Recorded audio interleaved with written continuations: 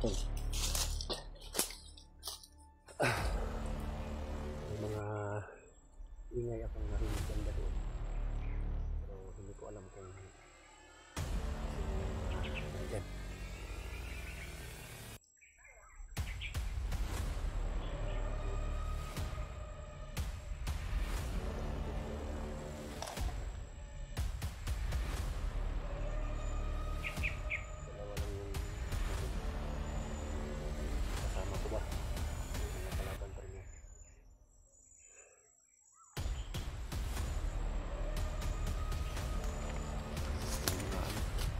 Yung mga taong dumaan, yun yun, malayo yan dito pero abot ng aking kamera.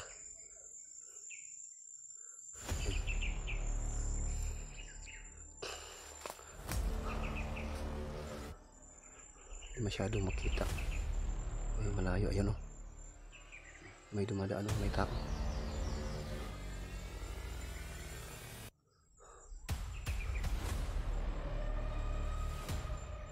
May mga tao.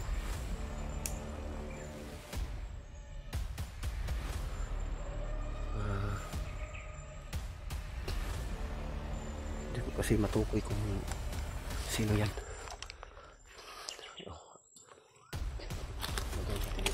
Magmasid muna tayo.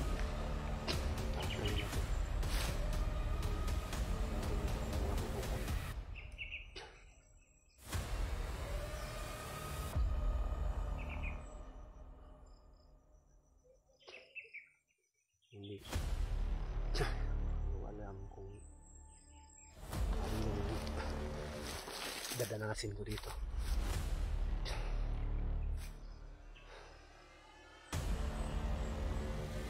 Itong gubat na ito parang ano, minsan lang may pumapasok siguro dito. Magandang dito lang ako nakita. Ito siguro yung kutan nila, ang dami nila.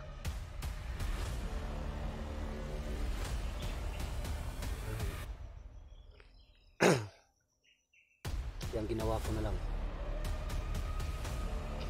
pag may humarang yan lang titirahin ko, isa dalawa tirahin ko, pero marami sila iiwasan ko kasi hindi ko alam kung gaano sila karami. Kasi ano, yung may busis banda doon sa kaliwa kanan, meron naman sa likuran. Hindi natin tiyak kung gaano sila karami. Baka ito na siguro yung ano nila, kutan nila. Baka nandito yung mag-ina ni Dib. Hindi muna ako kikilos kaagad. Magmasid lang muna ako mga tol. Ngayon pipilitin ko na makontak ko yung mga bayaw ko, mga kasamahan ko.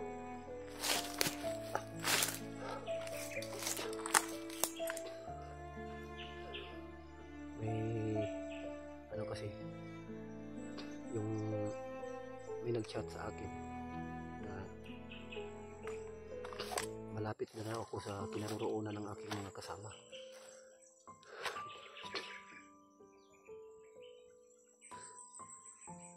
Pero ilang oras na ako nagpa-ikot-ikot dito sa gubat na ito.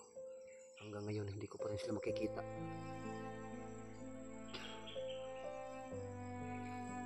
Yung kanina, yung may mga tao doon sa malayo man yan. Hindi ko masyadong maano. Malayo pa yan mula dito.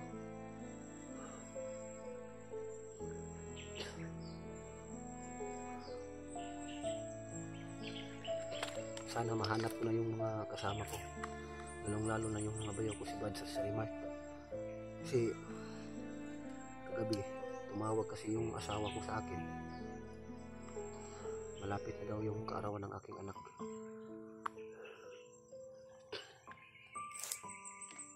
Gusto kasi ng asawa at anak ko na uuwi muna ako. kailangan mahanap ko yung mga kasama ko. Karawan kasi ng anak ko na yung Mayo 9. Sa 9 ng Mayo yung buwan na ito. Ilang araw na lang birthday na ng anak ko, yung bunso kong anak.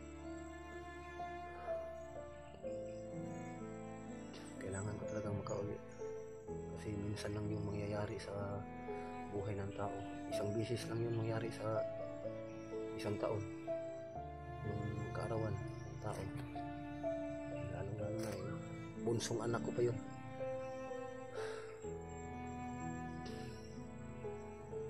Kailangan ko talagang makababa mga tol. Sa ngayon pagsikapan ko muna mahanap ng mga kasama ko. Kung abuti ng araw na malapit na yung kaarawan ng aking anak, kung hindi ko pa rin mahanap yung mga bayaw ko, mga kasama ko, mapipilitan talaga akong umuwi. Samantala pagkatapos naman ng kaarawan ng aking anak, aakyat ako muli dito para ipagpatuloy yung mission at mahanap yung mga kasama ng aking, lalo ng aking mga bayaw, at mailigtas namin yung mag-ina ni Bibi. Sana ito na nga yung bundok na ito.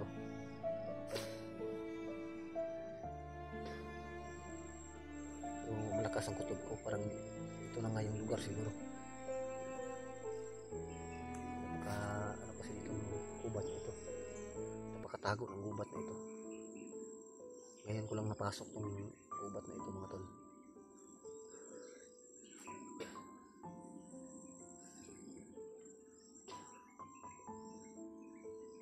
Pero bago ako aalis sa gubat na ito, kailangan tandaan ko talaga yung mga daanan dito para hindi tayo maligaw, mawala. Mahirapan tayo dito, napakakapal talaga.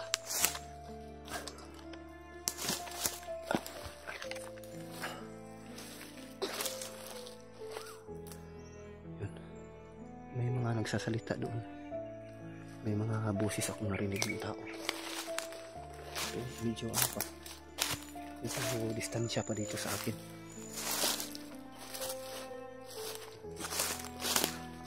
Pagmasdan muna natin ito.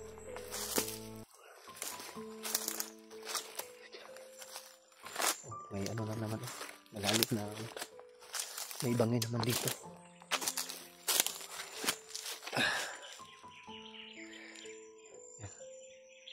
Ang daming mga ligaw na manok dito mga tol.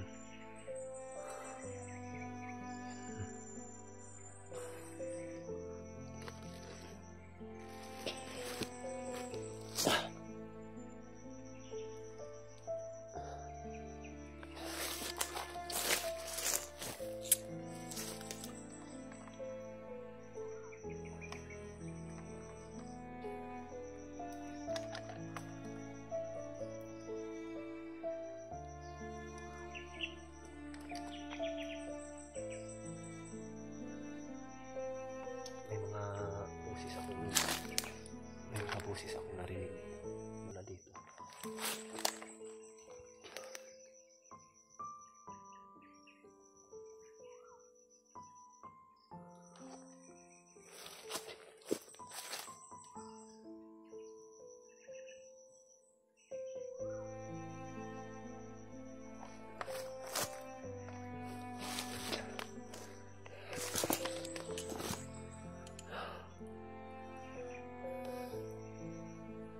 Mamaya lalapitan natin yan. Bababa ako mamaya.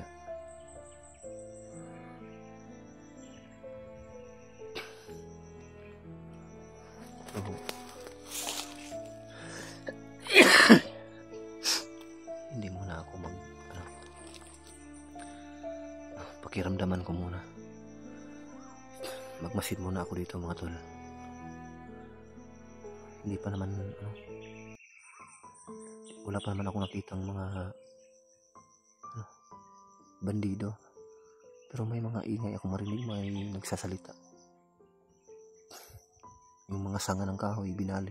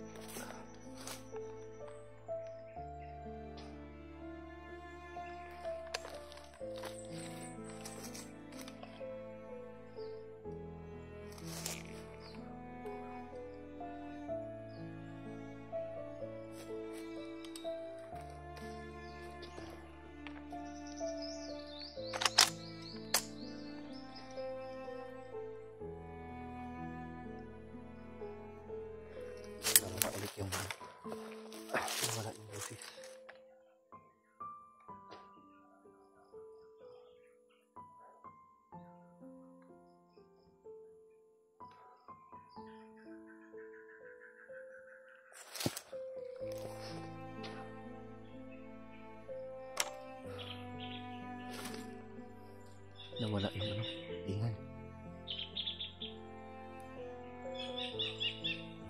Diyan na naman. Diyan banda yung nagsasalita oh.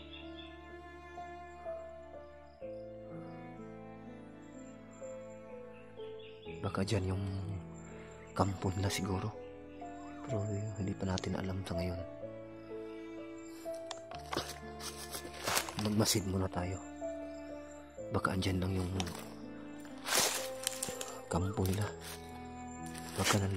Baka dito dinala yung mag-ina ni Diba.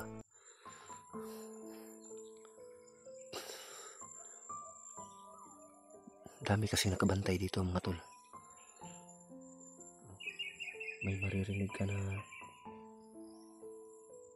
naglalakad ng boses ng ano, yung maapakan yung mga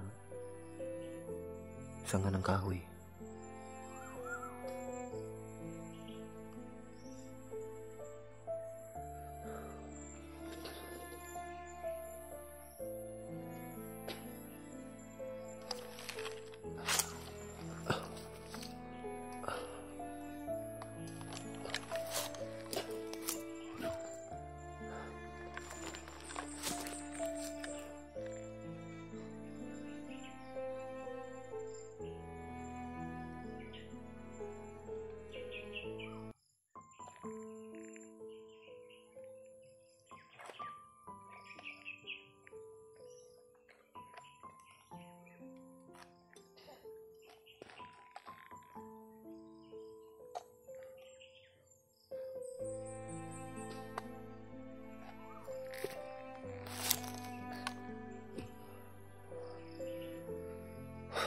Napakahirap sitwasyon ito.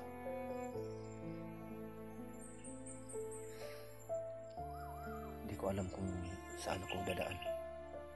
Hindi ko kabisado ang gubat na ito, itong area ito. Ngayon lang ako nakapasok dito. Ang kakapal ng mga punong kahoy, madamo. Yan ang mga tulo. Tumaan ka dyan paakyat patungo doon.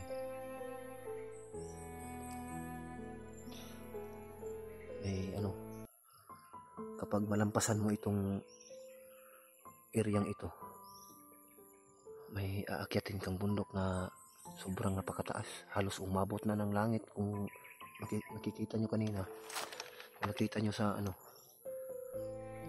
yung nakikita ko kanina, yung bundok na yun, ano, parang umabot na hanggang langit yung bundok na yun. Sobrang taas.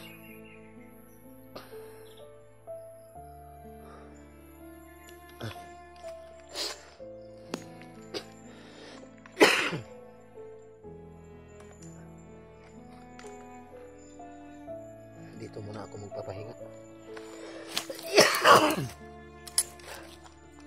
Masin muna ako dito.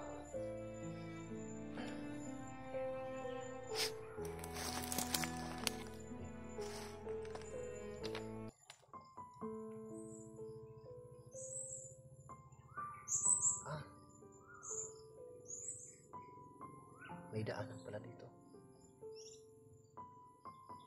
May daanan pala dito mga tol. May pumasok na naman na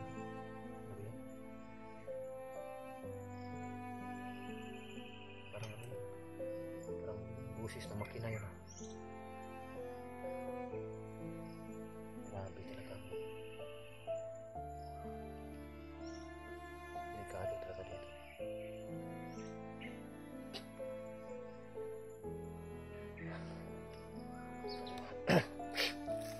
Bago ko alis dito mga tol, magpapahinga muna ako dito at magmasid muna ako bago ako lulusog.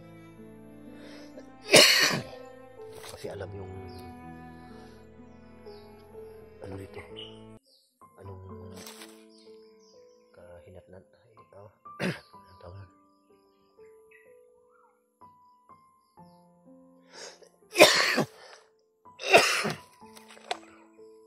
sobrang sakit ang dibdib ko sa ulo.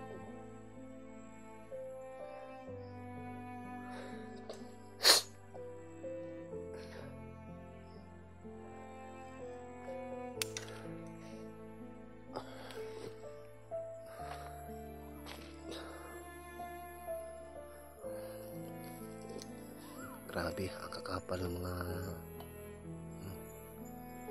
so ngayon bababa ako dyan.